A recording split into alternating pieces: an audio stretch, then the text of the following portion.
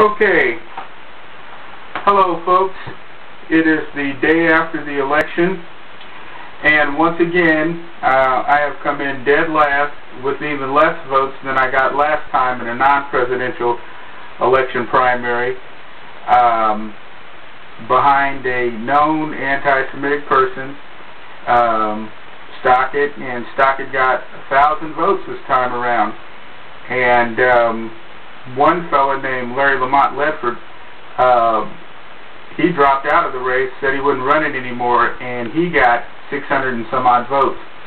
And I finished with 222 votes or some sort, while my court file is still missing.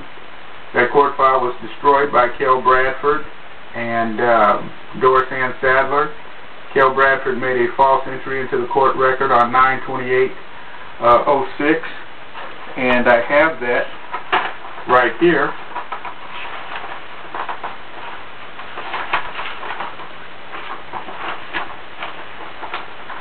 This is a copy of the case activity report for the missing court file, and right here on 9/28/06, what BRO 97 is Bradford's entry, and basically what he did was he took this portion, which was, it says, other 5/16/02 cause disposed of by bench trial. This was an entry that Judge Carol Terzo actually made in 2002. But my court file is still missing. It has been destroyed. False entries have been made into the court record, and for some reason the Justice Department will not look into this, nor will the local FBI office look into this. They won't look into it because Mitch Daniels put Cale Bradford on that appellate court, and they don't want to cause Mitch Daniels any problems politically, so this matter won't be investigated. So we've had our second fraudulent election in 2 years. The 06 election results were fraudulent, and I have filed an elections fraud complaint, and I filed that complaint on February 20th of 08, just in time so they wouldn't destroy the ballot from the 2006 election. And I have Elizabeth White's stamp on this, and I don't know if you can see that, but it does say that it's been filed. And this is an elections fraud complaint for the 2006 May primary election results and the general election results. As I said, I don't believe Ms. Carson won that election. I believe Eric Dickerson won it, and I believe that I was cheated out of votes in the primary. And there was an elections fraud complaint filed, but they have yet to respond to this elections fraud complaint or acknowledge it in any way, shape, or form. And the question is why? And here I have a letter from Beth White telling me, is signed by her chief of staff, Teresa Hall, telling me that the Marion County Clerk's Office is in receipt of my public access request for cause number, and it's very long. After careful search, it has been determined that we cannot locate this file. And most importantly, it says the last entry in the case chronology shows that Judge Bradford ordered his court administration to send it for a special judge through the Indiana Supreme Court, and that they've personally checked with both the court administration and the Indiana Supreme Court, and neither entity has this file. I further researched through our old records department, circuit court, fraternity, and civil superior court, and have not been able to locate this file. The question is, friends, how does a court file earmarked for the Indiana Supreme Court, how does that court file go missing? It doesn't go missing. It gets destroyed.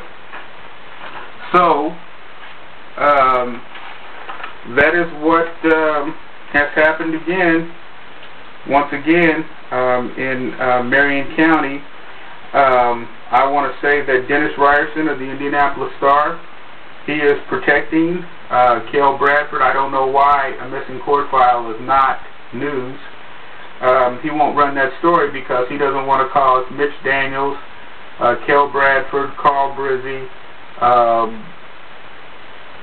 or Doris Ann Sadler or anybody else any political problem.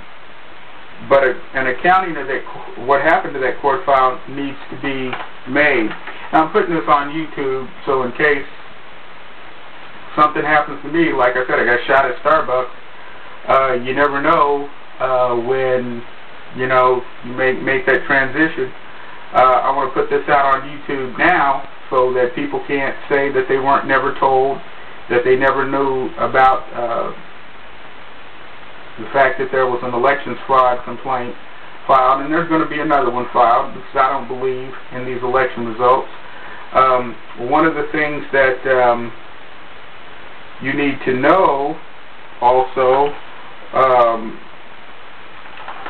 the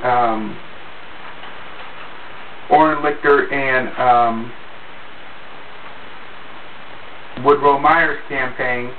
You'll recall that on Jim Shella's show 2 weeks ago, or about 2 weeks ago, some sort, they had Dan Parker on, and Dan Parker was discussing, I think Jim Shella brought up the fact that he thought that the three major black candidates would split the vote, and that Orrin Lichter would be the winner. And Dan Parker confidently stated to him that it was Myers and Orrin Lichter who were splitting the vote. And, either Dan Parker is clairvoyant, or he has one hell of a polling agency, or what have you, or he knew the results of the outcome before they came out. But he said that on Jim Shella's show, and he was dead on right. That's something for the Myers and the Orrin Lichter folks to contemplate. That's all I wanted to say, friends. I got a lot of media attention this time around. Fortunately, I was in that incident at Starbucks. That received a lot of press coverage. I was able to get a equal opportunity time commercial done on Channel 8. Some of you may have seen that. I know some folks at work saw it, and I only come up with 220 votes. While my court file is still missing, it has been destroyed, and false entries have been made into the court record. Mitch Daniels has to answer as to why he put Kel Bradford on that court when these things took place. Thank you, and let's stay vigilant.